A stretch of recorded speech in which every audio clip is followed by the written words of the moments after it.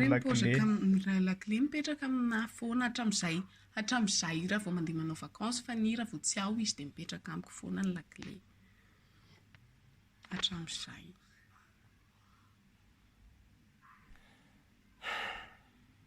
Izany ataoko.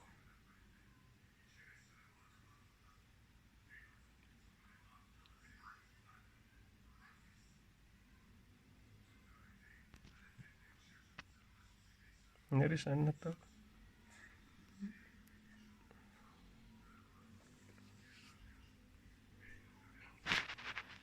Efa nisy ny likely ity indray moa izany dia efa andray ianao izao. Ohatran'ny hoe lasa vitanao ny tantaran'ny Rina.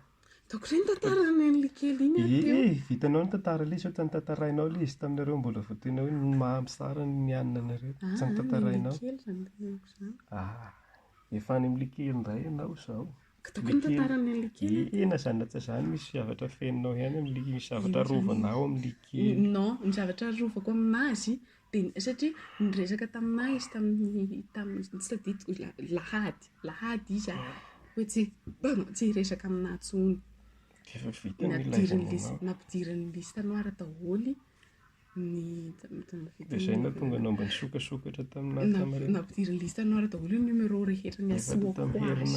Ny assiste be miaro. Efa hatra tamin'ny herinandro efa tsy tamin'ny anina. Manina izany ny tsasorana.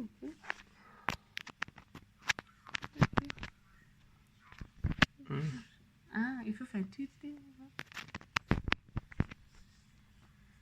hoe rovarovanao handray ianao izao dia rehefa misy hafa.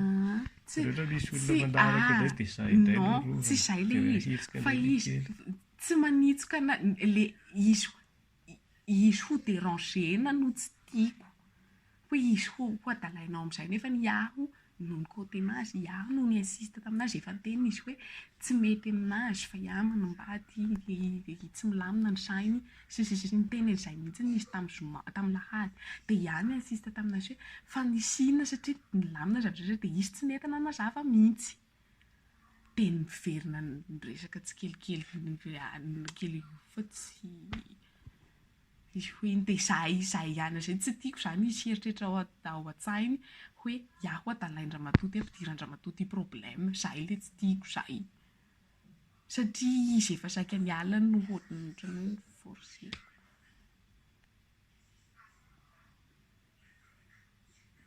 Dia izay.